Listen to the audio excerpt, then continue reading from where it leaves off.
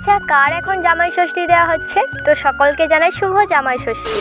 তো রাধে রাধে, হরে কৃষ্ণ বন্ধুরা, welcome back to my channel. তোমরা সকলে কেমন আছো? আশা করছি তোমরা সকলে খুবই ভালো আছো। এদিকে কিন্তু আমার দিদা আর বোনঝি চলে এসেছিলো, আর দিদি কিন্তু মিষ্টি আরে সমস্ত কিছু আনতে গিয়েছিল, তাই কিন্তু দিদা আর বোনঝি চলে এসেছিলো, আর আমি কিন্তু মারতলা করে এগিয়ে গিয়েছিলাম। আর এদিকে দেখো আমার বাবা আর ভাইপোর খুশি, দেখো আমার বাবার কোলকে কিন্তু আমার বোনঝি চলে গিয়েছিল। আর আমার বোনঝি দেখো এই লাল সাদা জামাটাতে না কি কিউট লাগছে বলো। আর এদিকে দেখো কেমন রং ঢং করছে। আর এদিকে আমার দিদিও চলে এসেছিলো, আর দিদিকেও কি মিষ্টি লাগছিল দেখো। আর বাবা কিন্তু খুব সকাল সকাল কিছু বাজার করতে চলে গিয়েছিল, যেহেতু আমার জামাইবাবু আসবে না, তেমন কিছু বাজার না করলেও মোটামুটি ভালোই বাজার করেছিল। আর এখানে বাবা কুচো চিংড়ি নিয়ে এসেছিলো আমার জন্য, যেহেতু আমি চিকেন খাই না। আর এখানে কাঁঠালও হচ্ছে কি ভেঙেছিল, কিন্তু আমি কাঁঠাল খাইনি।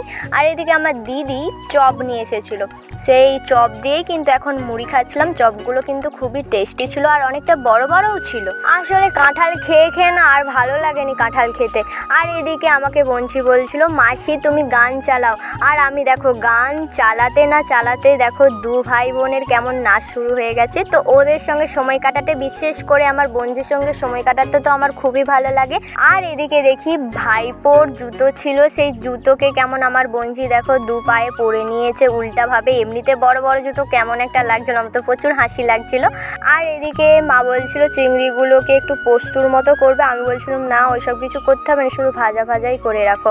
আর এদিকে দেখো বর্দি চলে এসেছিলো। আর এমনিতেও জামাই ষষ্ঠীতে হয়তো সবাই আসতে পারে না, তবে যারা যারা আসে সবাই মিলে হই হুল্লোড় করে একসঙ্গে খাওয়া দাওয়া বলো, কত মজা গল্প আড্ডা দেওয়া হয় বলো তো। আর এমনিতেও যারা বাইরে থাকে, যাদের হয়তো 7-8 বছর বিয়ে হয়ে গেছে, কিন্তু তারা 1 বছরও জামাই ষষ্ঠী আসতে পারেনি, এরকম অনেকে আছে। আবার দেখো এরকমও আছে যাদের কাছে কাছে ঘর, মানে যারা আসতে পারবে কিন্তু তারা চাইলেও আসতে পারে না। বিশেষ করে যারা সোনার কাজের জন্য বাইরে থাকে, তাদের তো জামাই ষষ্ঠী প্রায় হয়ই না। তাদের ইচ্ছে হলেও না এই টাইমটাতে খুব বেশি তো তারা দেশে থাকতে পারে না, তো যার কারণে কিন্তু জামাই ষষ্ঠীতে তাদের থাকাও হয় না। শুধু জামাই ষষ্ঠী কেন, দেশে আরও অন্যান্য পুজো ওকেশনে তারা থাকতে পারে না চাইলেও। ইচ্ছে তো তোমার আমার সবারই হয়, শুধুমাত্র তারা ফ্যামিলির জন্যে বাইরে পড়ে থাকে। দেখো কাজ তো ছেলেদেরকে করতেই হবে, আর আমাদের পশ্চিম মেদিনীপুরে তেমন কাজ কোথায় বলো। তাই কিন্তু পশ্চিমবঙ্গের ছেলেরা বাধ্য হয়ে কিন্তু বাইরে চলে যায় সোনার কাজে। তারা শুধুমাত্র ফ্যামিলিকে ভালো রাখার জন্য, তা তো নিজেদের জন্য কোনো কিছু ভাবে না, শুধুমাত্র ফ্যামিলিকে ভালো রাখবে বলে কিন্তু সমস্ত কষ্ট সহ্য করে এক মনে কাজ করে যায়। তবুও তাদেরকে নানা কটূক্তি, নানা বাজে কথা শুনতে হয় সেটের কাছ থেকে, তবুও তারা প্রাপ্য সম্মানটুকুও পায় না। তো যাই হোক, আজকে এই শুভ দিনে সেসব কথা নয়, বাদই দিলাম।